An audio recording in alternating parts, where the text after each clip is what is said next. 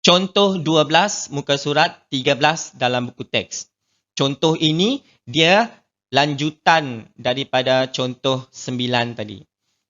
Tiga kuantiti S, Y dan U berubah seperti yang ditunjukkan dalam jadual di sebelah.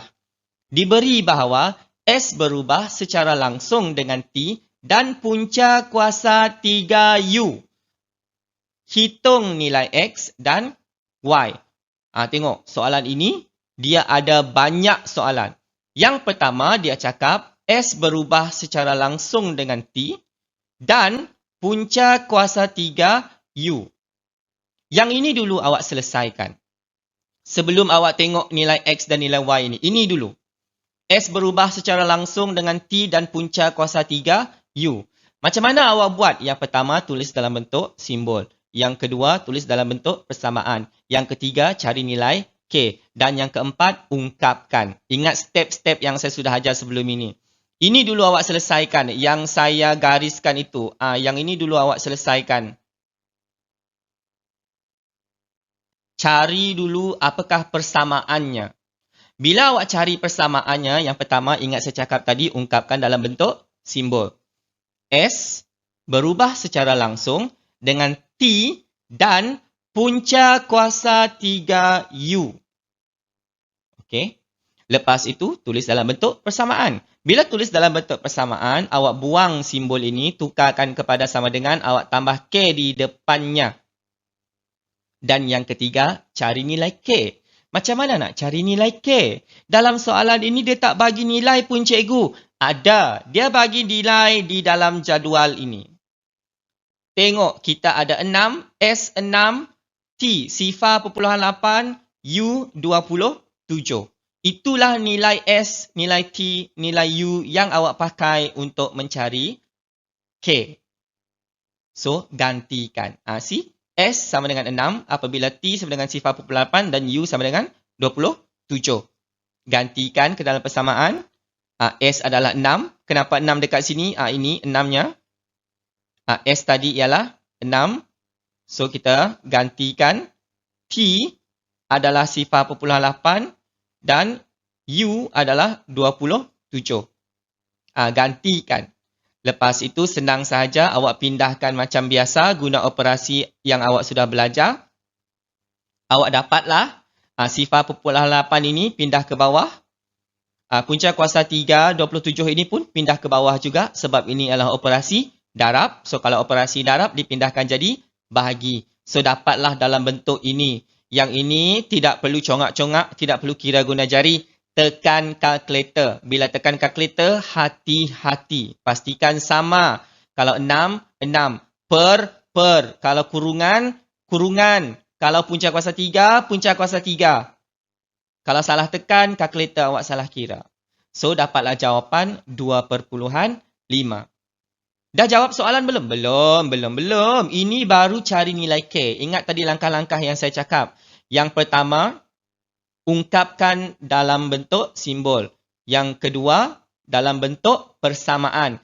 Yang ketiga, cari nilai K. Dan yang keempat, ungkapkan persamaan lengkap. Dapatlah S sama dengan 2.5 T punca kuasa 3 U. Ini belum menjawab soalan. Soalan minta hitung nilai X. Hitung nilai X dan Y. Untuk nilai X, kita nak guna bahagian jadual yang mana? Lajur yang mana? Untuk cari nilai X, kita guna lajur yang ini. Kita sudah ada persamaan kita. Ini adalah persamaan kita punya ubahan itu tadi. So, untuk soalan ini, untuk cari nilai X, kita guna yang kita sudah dapat ini tadi. So, apabila T sama dengan 1.2, U sama dengan 125. Kenapa kita guna dua nilai ini? Sebab dia di dalam lajur yang sama. So, kita nak cari nilai X, kita mesti guna di dalam ini. Itu untuk cari nilai X. Awak tak boleh cari nilai X guna S6, guna S50. Tak boleh. Guna S6, S50 tak boleh. Sebab untuk cari nilai X, awak mesti ada T, awak mesti ada U.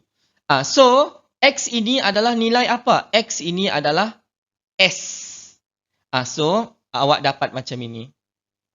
Kan tadi kita punya persamaan ialah S sama dengan 2.5 T punca kuasa 3 U. Betul? So, S kita adalah X. Sebab itu dekat sini dia jadi X. So, 2.5 masih kekal 2.5. T awak ialah 1.2. So, gantikan T 1.2. Puncak kuasa 3 masih kekal puncak kuasa 3. Dan U adalah 125. So, settle, terus tekan kalkulator, awak akan dapat jawapan X sama dengan 15. So, settle X. Apa lagi yang awak perlu cari? Y. Y pula sekarang ini, dia dekat kolom yang mana? Y dekat kolom yang ketiga. Untuk kolom yang ketiga ini, nilai S ialah 50. Nilai T ialah 40. Nilai U ialah Y. So, kita masih guna persamaan yang sama. So, S kita ialah 50. T kita ialah 40. So, gantikan nilai S. S sekarang ini persamaan kita. So, S ialah 50. 2.5 kekal 2.5. Sebab itu di awal-awal tadi saya cakap K ini ialah pemalar. So, bila dia pemalar, 2.5 itu kekal. Sini pun 2.5, sini pun 2.5. So, T awak ialah 40. So, T ialah 40. Punca kuasa 3, U. U awak ialah Y. So, kita susun. Sebab kita nak cari Y, so kita pindahkan 2.5 ke bawah, 40 ke bawah. Kenapa pindah ke bawah? Sebab ini ialah operasi darab. Kalau darab pindah ke sebelah, dia jadi bahagi. So, dapatlah 50 per 2.5, 40. Sudah menjawab? Belum. Okey, dekat sini terus dapat jawapan 0.5. Ini belum nilai Y. Itu adalah nilai punca kuasa 3 Y. Untuk cari nilai Y, kalau punca kuasa 3 dipindahkan ke sebelah, dia jadi kuasa 3. Punca kuasa pindah sebelah jadi kuasa. Ingat So, dapatlah nilai Y 0.125.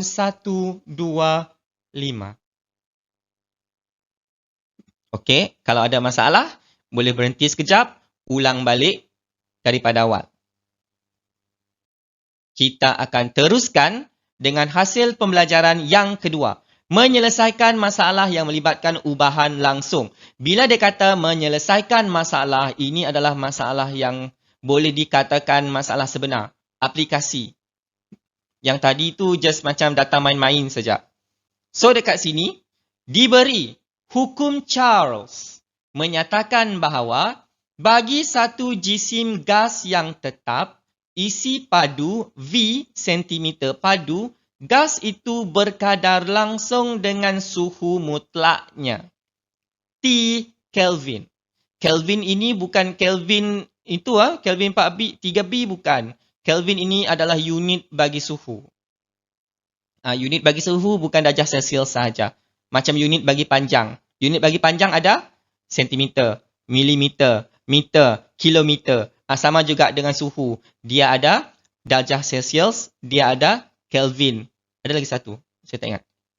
Jika tekanan gas itu adalah tetap, diberi bahawa sebuah bekas mengandungi 30 cm padu gas pada suhu 30 darjah Celsius.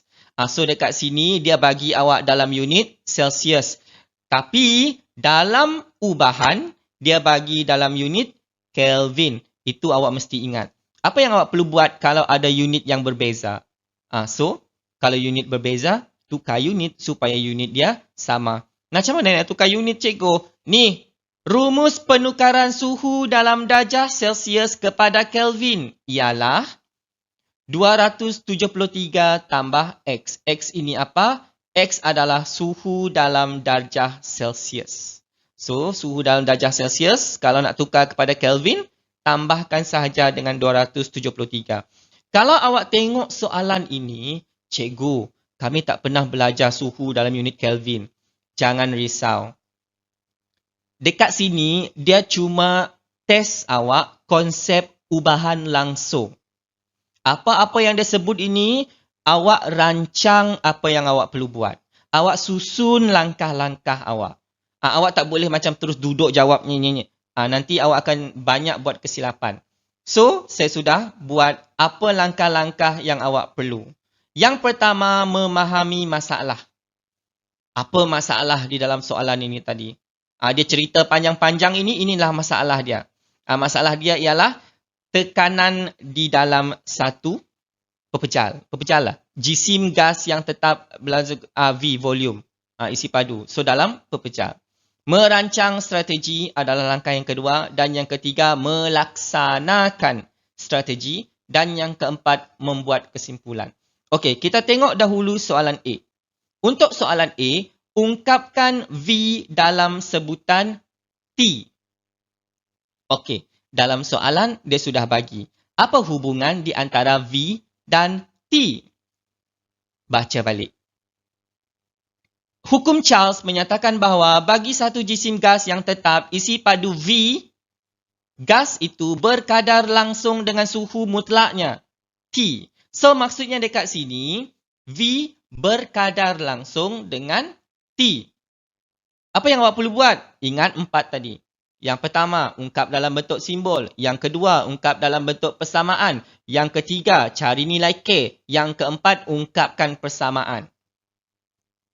So, yang pertama, V berkadar langsung dengan T. Dalam soalan sudah sebut. Yang kedua, rancang strategi awak. Tulis ubahan langsung dalam bentuk persamaan. 4 langkah yang saya sebut itu tadi. So, yang pertama, awak sudah tulis dalam bentuk simbol. So, seterusnya, awak tulis dalam bentuk persamaan. Awak buang simbol ini, awak gantikan dengan simbol sama dengan dan letak huruf K di hadapan. V sama dengan KT. T ini, mana saya dapat 273 tambah X? Ini. Suhu darjah Celsius kepada Kelvin. T tadi dalam unit Kelvin. So, maknanya suhu 273 tambah X. Inilah dalam unit Kelvin. Awak tak pakai darjah Celsius. Sebab dalam soalan sebut T Kelvin. Ini saya belum lagi tengok yang dekat belakang-belakang. Yang ini baru saya tengok. Saya baru tengok yang ini. Itu baru saya tengok. So, dapatlah dalam unit Kelvin. Ini adalah unit Kelvin 273 tambah X. Sebab itu dekat sini T dia jadi 273 tambah X. So, sekarang ini V diberi tak dalam soalan. Apa ialah V? V ialah isi padu. V ialah isi padu. Apa unitnya? Sentimeter padu. Tengok dalam soalan. Yang mana ada unit sentimeter padu? Ini. So, maksudnya itulah nilai V awak. So, dapatlah V 30. K kekal K. 273 kekal. Tambah X. X apa? X adalah suhu dalam darjah Celsius. Tengok dalam soalan, yang mana ada bagi unit dalam darjah Celsius? Ini, 30. So, itulah nilai X awak. Gantikan 30 ke dalam X ini tadi. So, dapatlah 30 sama dengan K. 273 tambah 30, yang ini awak akan dapat 303. So, 303 pindahkan ke sebelah, dapatlah 30 per 303. So, yang ini tekan sahaja kalkulator, awak akan dapat 10 per 101. So, ingat step yang pertama dalam bentuk simbol, yang kedua dalam bentuk persamaan, yang ketiga cari nilai K dan yang keempat ungkapkan. Ini dulu. Ini dulu. So, awak ungkapkan dapatlah V sama dengan 10 per 101 T. T masih kekal T. T awak tak boleh letak 273 tambah X. Kenapa? Sebab dalam soalan minta V dalam sebutan T. Okey, kalau pengiraan nanti barulah awak tukar. So, kesimpulannya awak akan dapat V sama dengan 10/101 T. Itu adalah soalan A. Untuk soalan B pula, tersyasul-syasul. Untuk soalan B, kita guna soalan B lah. Hitung isi padu dalam sentimeter padu gas itu jika suhu berubah kepada negatif 11 darjah Celsius. Hati-hati dengan unit. Hati-hati dengan unit. Yang pertama, dalam soalan ada bagi tahu V, hitung isi padu dalam sentimeter padu gas itu jika suhu berubah kepada negatif 11. V dia adalah 30. Kenapa 30? Sebab dalam soalan ada kata jisim gas yang tetap. So kalau dia kata jisim gas yang tetap, so maksudnya jisim gas itu tetap 30. Yang berubah sekarang adalah suhu. Suhu T 273 tambah X. Dalam pengiraan baru awak tukar. Dekat sini tadi awak tak tukar. Kenapa? Sebab dalam soalan minta V dalam sebutan T. Okey. So dekat sini. Okey, mana saya dapat yang ini. Okey, merancang strategi. Gantikan nilai T ke dalam persamaan dan kemudian hitung isi padu gas itu. Berapa nilai T? T ialah 273 tambah X. Berapa nilai X? X ialah negatif 11. Mana saya dapat? Ni ada darjah Celsius. So, X darjah Celsius. So, yang ada darjah Celsius itu adalah X. So, awak gantikan. Tadi awak dapat V sama dengan 10/101 T. Ini yang awak dapat di soalan A tadi. Lepas itu, V sama dengan 10/101 T. Tadi kita tukar. Macam yang saya cakap tadi, dalam pengiraan, barulah awak tukar. So, tolak 11. Kenapa tolak 11? Sebab dekat sini, tambah X. X tadi kan negatif 11. So, dapatlah 273 tolak 11. So, tekan sahaja kalkulator, awak akan dapat 25.94. So, kesimpulannya ialah V sama dengan 25.94. Salah ini. Okey, ya, dah settle. Dah, betul. Dia suruh cari isi padu. Okey, untuk latihan PBD awak jawab latih diri 1.1C muka surat 14, soalan 1, A, B, C, D, soalan 3 dan soalan 6. Kemudian latih diri 1.1D muka surat 16, soalan 1.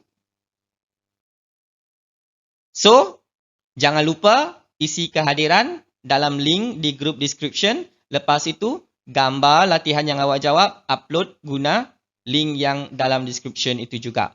So, awak boleh jawab, upload sebelum kelas minggu depan. Okey, boleh? Jumpa lagi. Terima kasih. Jangan malas-malas, cuti ini mesti ada disiplin diri. Dekat rumah tak ada orang pantau. Kalau disiplin diri rendah, awak hanyut. Dekat rumah mak ayah pergi kerja, mak ayah pergi kebun, tinggal dekat rumah awak seorang-seorang. Kalau awak di rumah tak ada disiplin, apa jadi dengan awak? Okey? So, boleh jawab. Kita jumpa lagi minggu depan insya-Allah. Terima kasih.